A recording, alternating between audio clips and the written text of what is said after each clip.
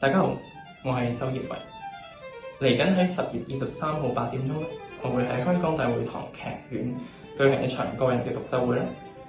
而到時候，我會拉4首我十分之喜愛嘅作品，當中包括咗 Tartini 嘅 Devil's Thrill、Bach 嘅無伴奏組曲 No. 2。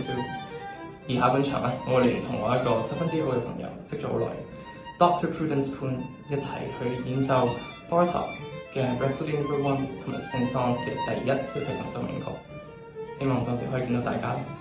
多謝。